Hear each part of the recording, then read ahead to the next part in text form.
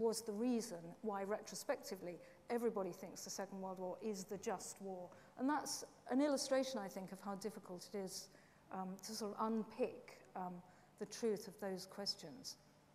Now, I did want to raise one other point, and having brought my pictures, I'm going to show you my pictures, because what they're about is the fact that I think when we think about the Iraq War, one of the things that many commentators say is, look, for every soldier who's brought back to Wootton Bassett or brought back to the American base, look how many Iraqi civilians have been killed. What are the casualty figures of Iraqi civilians? And it's really raised in a very crisp way, I think, the question of, are some people's lives worth more than other people's lives? And I think this is also interesting in relation to the culture of deference and the idea of whether a culture of deference has sort of faded away. Because one area where I don't think it has faded away, actually, is in the deference that's attached to the Commonwealth War Graves Commission and its policy of a completely egalitarian commemoration of soldiers. And these are the pictures I just want to show you, which this is, I'd be very impressed if any of you know what this building is. This is the Basra War Memorial from the First World War, and Saddam Hussein moved it from Basra itself into the desert near Nasiriyah. That's the outside of it. If we have the next one.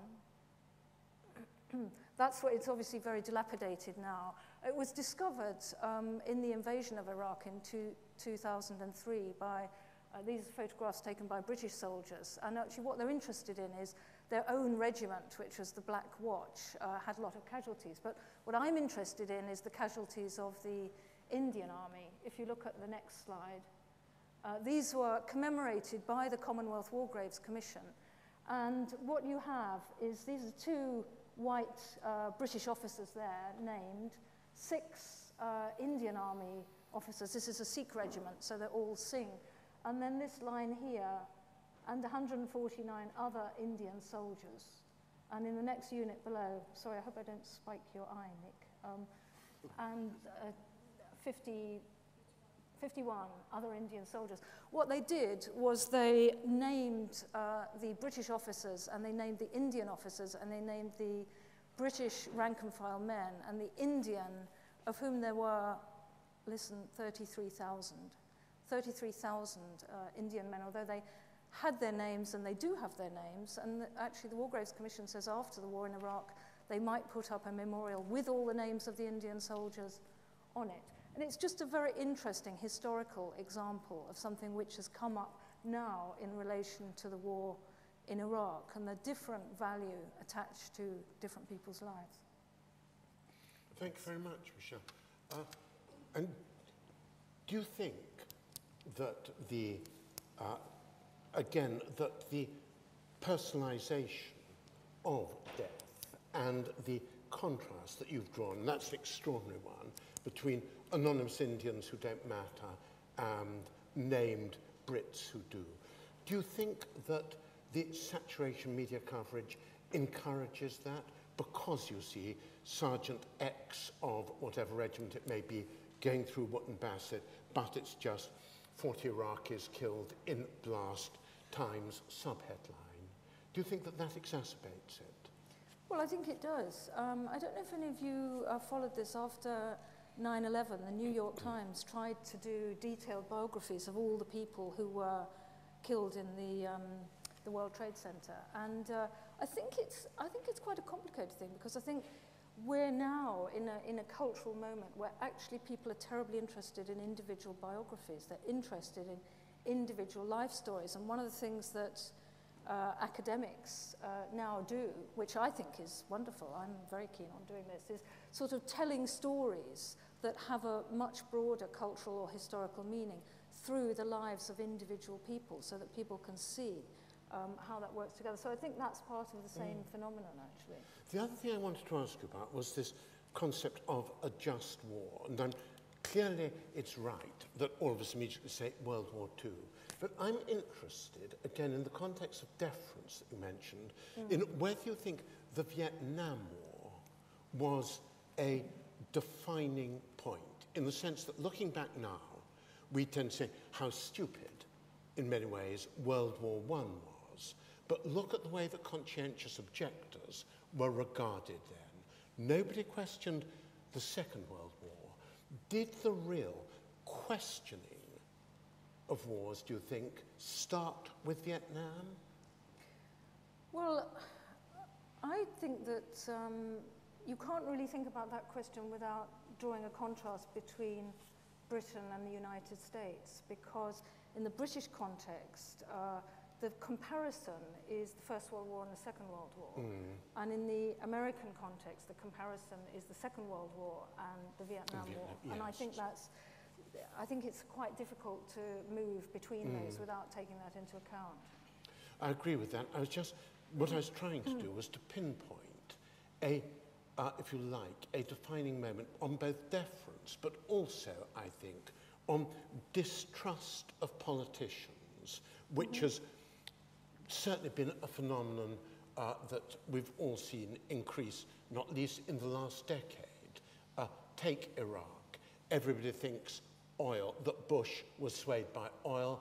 Everybody thinks that Blair was swayed by self-image as the bridge across the Atlantic. And again, this, to me, marks a very decided point on what has been certainly a continuing trend in my lifetime. But let me throw it open to all of you.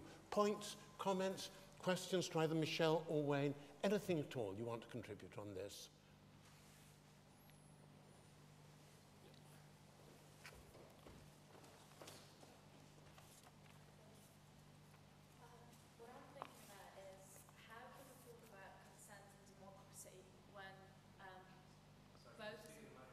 How can we talk about consent and democracy when voters in the UK who voted for this government are told that we can't make a decision on the war, we have to wait for Barack Obama to tell us